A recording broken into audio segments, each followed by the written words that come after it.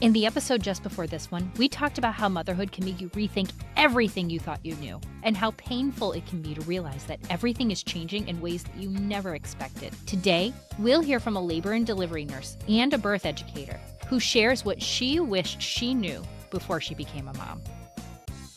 Welcome to Mom's Guide to Finding Herself, where we share stories of side hustles and surviving while parenting young children. I'm your host, Chrissy Bold. Let's make motherhood less lonely and help you find joy in being you again.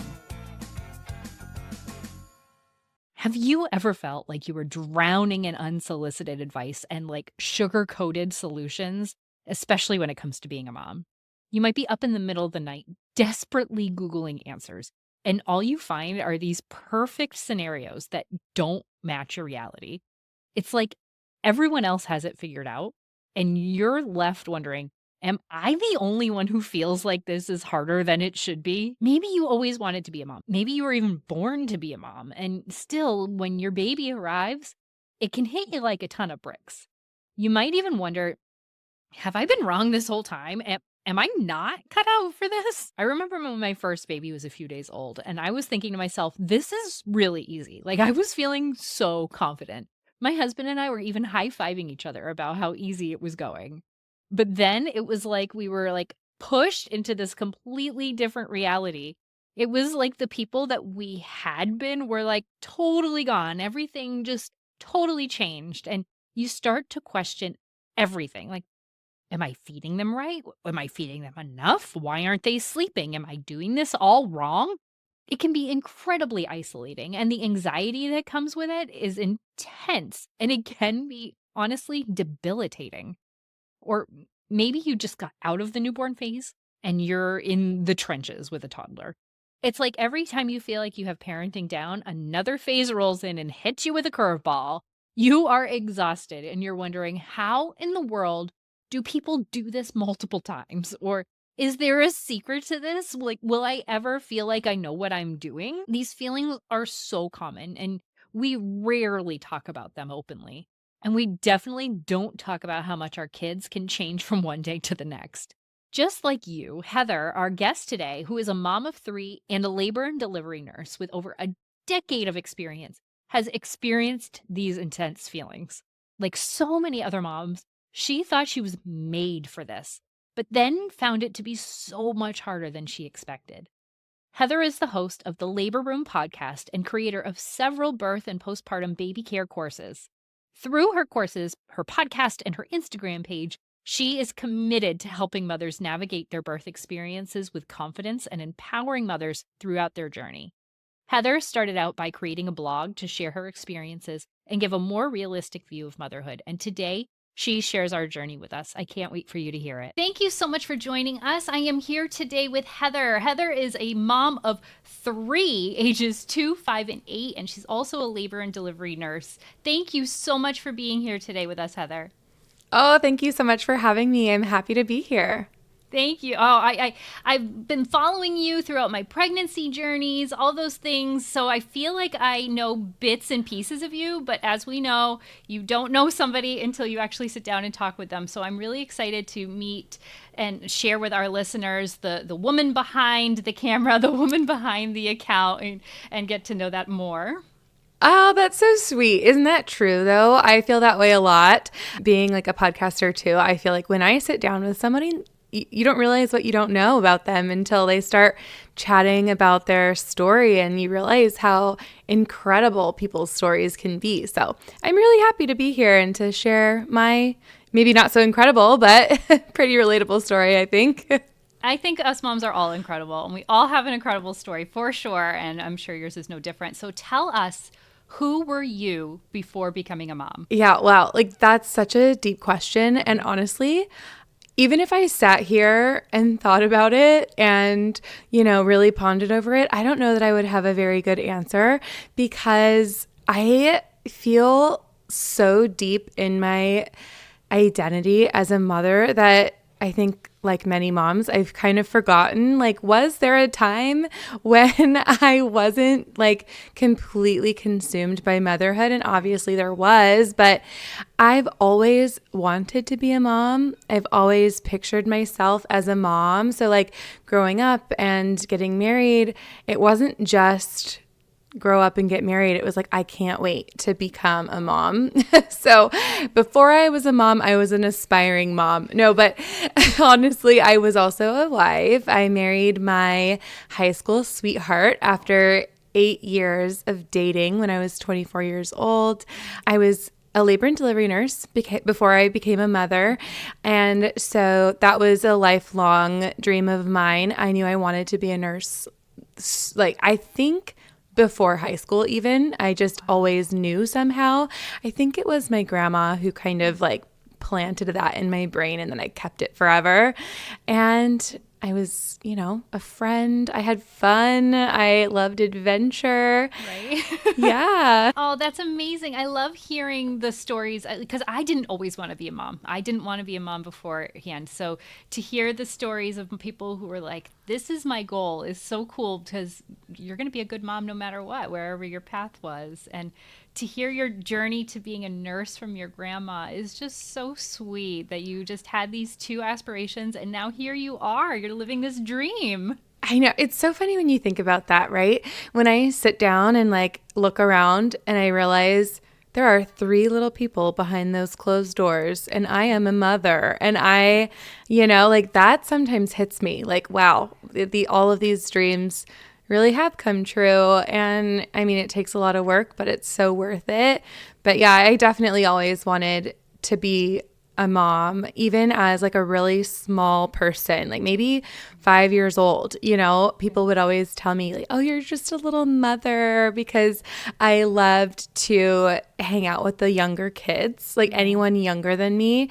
I had 2 younger brothers, and I would just baby them and put them in my baby doll stroller and stroll them around because they were my babies. And I would play house with them, and they were my babies. I was their mom. And so I feel like it's always been in my blood to just want to be a mom. And I think that that's one of the things that was really jarring for me when I first had my first baby, was that like I thought I was made for this. I thought like if I can't do it, no one can, because I wanted it so badly and I planned for it, and I thought I was prepared for it, and it's just this dream of mine forever and ever, and then it hits and it's harder than I ever thought possible. And I thought like, oh my gosh, have I been wrong this whole time? Am I not cut out for this? Like,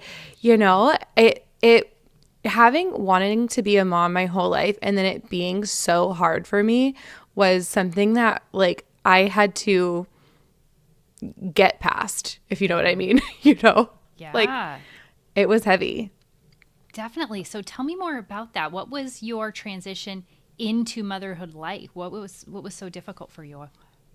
Well, I mean, I think the same things that everyone kind of experiences. I just didn't realize how hard it was going to be. Maybe I was just like young and naive, but I wasn't that young. I mean, I was 26, but I was a labor nurse.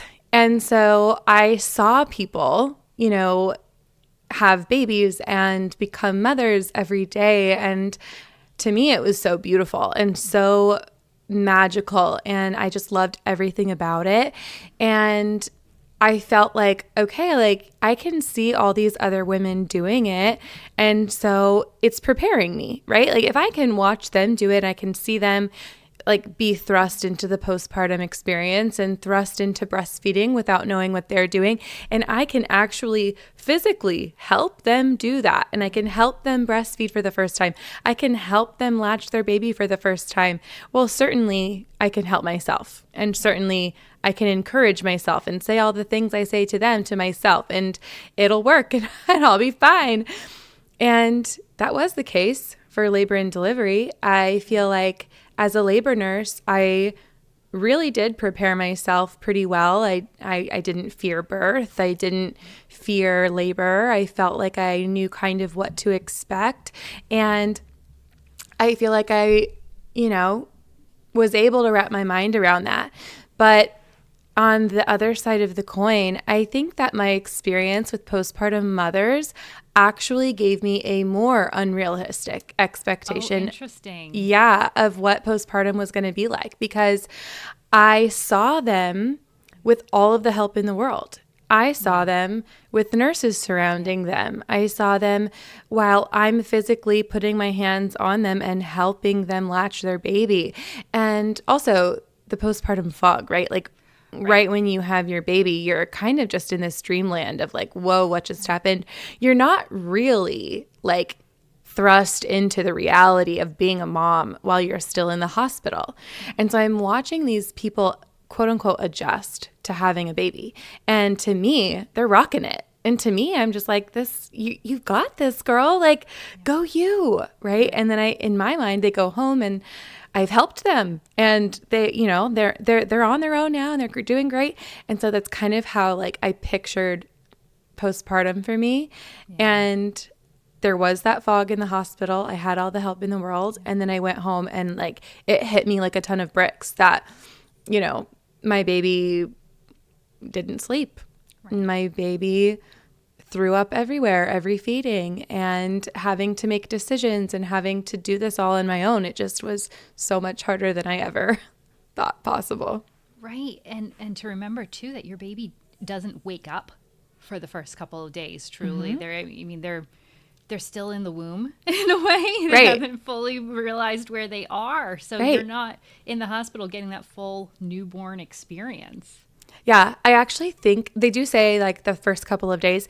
For me, my own experience, it was like a week of Yeah. of Oh, like like baby bliss. of baby bliss where I'm just like, this is easy. Like, what are people talking about? What's so hard about this? Yeah. Like, and I remember going to my first postpartum, not postpartum, my first like newborn visit at the Sure. Yeah. pediatrician.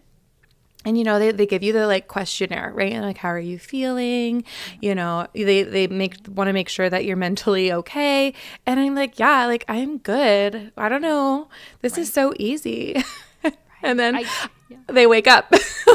Right. I remember my husband and I one night, must have been like the third or fourth night because of it. We literally high fived each other when we were going to sleep. Like, we got this. Right. And then the next day, it was like we're thrust into something completely different. Like, those people are dead. We don't know what happened.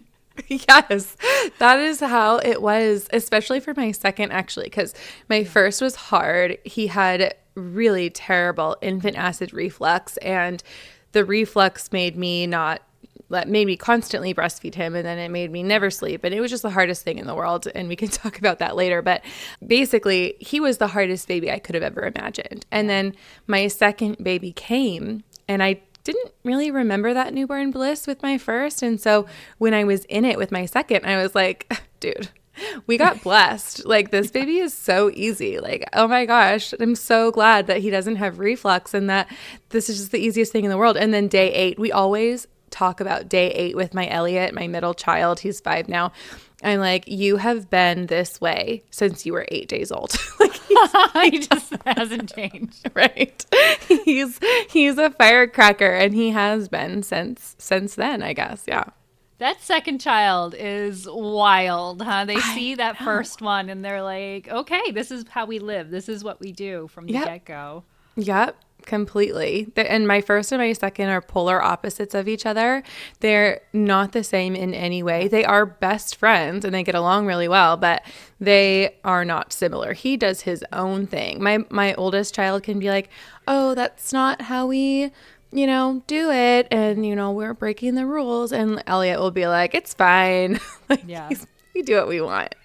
Yeah. Oh my gosh. I'm sorry for my child screaming his head off in the back. The transition from different kids is so tough. And I know for you, just from our conversations ahead of time, that having that second child, like your big family, the family of your dreams might have come across as not such a great idea anymore after your first one. Oh my gosh, yes. So like I kind of mentioned with my first, he had, diagnosed infant acid reflux. He spit up, or I hated saying spit up back then. I thought it was just way too mild of a term, but he was throwing up just what looked like visually an entire bottle worth of milk at every feeding. And I was breastfeeding.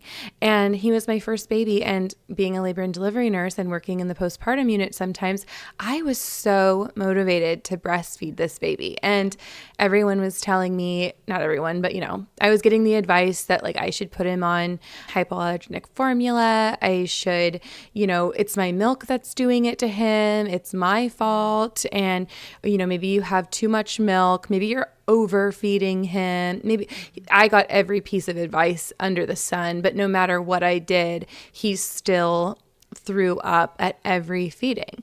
And so just that in itself, just that fact alone would have put me into postpartum anxiety. Yeah. But then on top of it, like I really truly didn't know when to feed that child, because I would breastfeed him, he would throw up, and then I would have to fight the thought of like, okay, did he throw up everything? Is he still hungry? Should I feed him again? Or am I overfeeding him? He threw up because I fed him too much and I should just give him time. And there was no right answer. There was no way of me knowing. There's no handbook. There's nothing to Google. Like it was just, I had to know. I had to figure it out. There was no answer to be found. And so that was giving me anxiety. And then overnight he would throw up in his crib. So I had so much anxiety that he was going to choke in his sleep. I thought he's going to throw up. I'm going to be asleep. I'm not going to know he needs help. And, something terrible is going to happen. And so that's part of postpartum anxiety to begin with, is this like irrational fears and anxieties that something terrible is going to happen to your baby. And it was debilitating, and I wouldn't sleep. And so I would stay up at night staring at my baby next to me, like just making sure he was breathing all night. And I quite literally, without an exaggeration, some nights would sleep for 30 minutes. Like I was not sleeping. So I was falling apart, and I thought, I can never do this again. Like this is way too hard for me. And I'm not cut out for this. I'm anxious. I'm miserable. I'm failing my baby. He's miserable. He's, crying all the time. He's colicky because of the reflux. He's, starving or not sleeping. And I thought, I'm never going to do this again. And which was devastating to me, because like I mentioned, my whole life I wanted to be a mom, and my whole life I wanted like a bunch of kids. Like I come from a family with 4 children, and I kind of visualized myself with the same. And then I was like put into this reality where I'm like, maybe I just won't have any more. Like this, once I get through this, I'm not going to want to do it again. I ended up Googling constantly, right? Like when you're up at night in the middle of the night breastfeeding or rocking your baby to sleep or whatever, I was always Googling. I was always in all of the like mom groups on Facebook or wherever, looking for advice. And sometimes I would just feel like everything was so sugar coated. Sometimes if I looked up, infant acid reflux blog posts, it was always this like perfect solution. Like, oh, all I did was I would give them these drops and it worked. Or all I did was keep them upright and burp them for 30 minutes after and it worked. And I'm like, your baby did not have infant acid reflux. I'm sorry. I'm sorry. If this one thing worked, your baby did not have what my baby has. And it frustrated me so much that I started my own blog, because I'm like, people need real answers. Like people need real advice that's not just sugarcoating like, look, I found the answer. And so I decided to start a blog just so that I could help one mom out there. Like if I can help one person not feel so alone and not feel like they're the only one that doesn't know what they're doing, then I'm happy. And so I did. And my very first blog post that I ever wrote was about infant acid reflux and all of the things we tried, because that's where my trauma was. Like that's where I held all of my trauma, all of my anxiety came from that. And I wrote it, I published it, and then I realized like, oh my gosh, people are reading it. People are commenting on it. People are reaching out to me, and I'm like, I can actually help somebody. And I think that was really therapeutic for me. And so, of course, obviously, you already know the end result. I did recover and I did go on to have more babies. But in the moment, it was the hardest thing. I can imagine. I know from my experience too, it was very like, just this feels so much harder than it should. I knew it was hard, but it never seemed like it would be this hard. And we said the same thing. Like, how do people do this multiple times? And how do people keep doing this? And for us, we decided if we're going to do it, we have to do it now. Like, let's just do this back to back, or else we're going to decide that it's not for us. How did you get to the decision that let's go for it, let's try again? Honestly, we realized, I don't know, my baby was probably about 10 months old when my husband and I realized like everything really is a phase. Like all of the things that were hard, we got through it. And now there's new hard things about a 10-month-old or whatever. But we realized like the things that are hard we can get through for the ultimate end result of something so much bigger and so much more beautiful than what we could have ever imagined. Like, just because it was harder than I thought doesn't mean it wasn't even more beautiful than I ever thought as well. And so we pretty easily decided to move on and have another baby. I mean, not that early. My kids are 2.5 years apart, but we pretty easily got over that when we realized everything truly is a phase. And that's a good thing and also a heartbreaking thing, because everything, including all of the hard, but all of the beautiful and good and sweet and adorable things that they do are also a phase, and they pass. And I'm like, I can't just do it once. I had to do it again. Yep, I hear you totally. And I think that's a really common age to realize those things, 9, 10, 11, 12 months. That's when you see a lot of people starting a project or doing something different or getting pregnant again, like me. Like, just that's when things start to mellow out and you're like, okay, that passed, and now they have a personality, and now we're seeing the light at the end of the tunnel. So I'm glad to hear that you got there too, and that your baby was on that timeline as well. How was your transition then from 1 to 2? You said that your second one was pretty mild when he was born. How was it for your older son? My older son, he, believe it or not, he was a very hard newborn, but he was a very chill person. Like, and he still is to this day. His personality type is so chill, so laid back, so relaxed. And so he had never had a tantrum in his life until his baby brother came home. And that's when he kind of hit his like terrible twos, which was more like 2.5 years old. He started to, show some resistance to change. But I would still say that my transition from 1 baby to 2 babies was easier than my transition from 0 babies to 1 baby. Yes, for me, 1 was just completely earth-shattering, and then 2 was like, okay, there's just another person to deal with, and and it had its own challenges, of course, but different. It was different, much more manageable. And what about for 2 to 3 for you? I think that was my easiest. Yeah. So I don't know if this is true, but like my brain tells me I think the transition itself just gets easier with each baby. Not that like having more babies overall is easier, but the transition from 2 to 3 was easier. And then so many people tell me that like the transition from 3 to 4 is super easy because you're already doing all of the same things, like nothing really changes other than there's another person. So I definitely experienced that in my experience. Yeah. Yeah, and I think that your expectations just get lower and lower as you go on too. It's like, we're just going to roll with it and everybody's going to be fine is part of it. But that's definitely also not everyone's experience. One of my other guests, she said the going from 2 to 3 was basically going from 2 to 13 for her.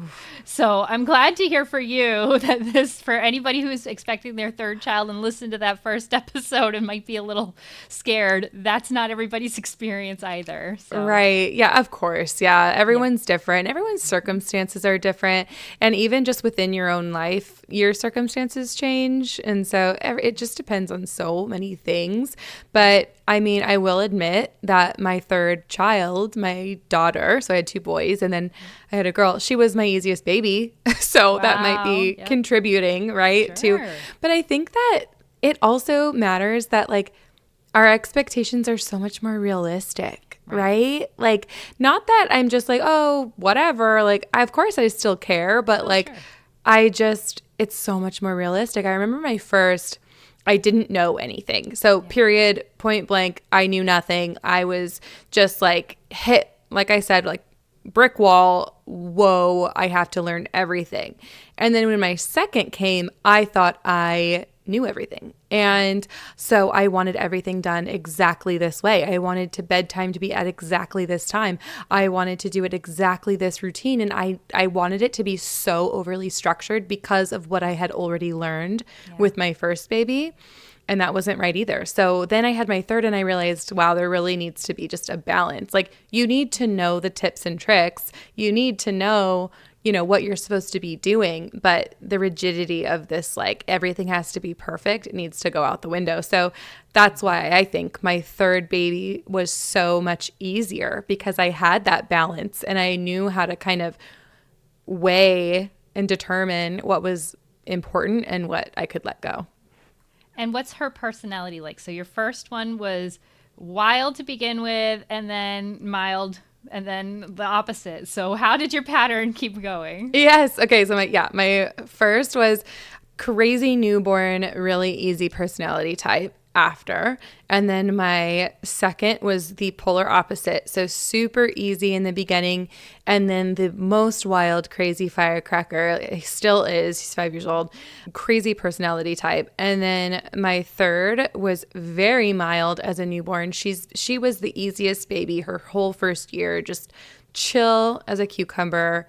And now she's 2.5. And so she has attitude and sass, but I would say that she's still like very go with the flow. She's okay with anything. Yeah. We love that. You can see by now, I think like the 2.5, like that's not necessarily who they're going to be forever. And you can like see the undertones of their personality. So we love a go with the flow kid. That's a pretty good way to go about life. Yes. I love to ask all of my guests what their favorite go-to activity is to use with their kids when they're just like, they need something, they need to make a phone call, you need to do the dishes, something like that. What is the thing that you throw at them when you have nothing else left? Girl, bath time. Bath time, period. I mean, easiest thing in the whole world.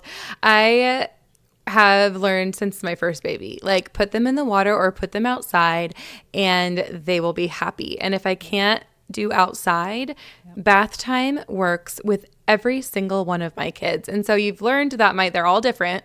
They're all opposite of each other, but the bath will solve all problems. That's awesome. Yes, I've recently started doing painting in the bath. Yeah. And that is like a game changer for me. Yeah. I think that's the key really, is that they can make a mess and it's not a big deal. And I think that's the best part. I love it. That is such a great tip. Where can we find you? You can find me on Instagram at A Life in Labor, and you can find my website at alifeinlabor.com.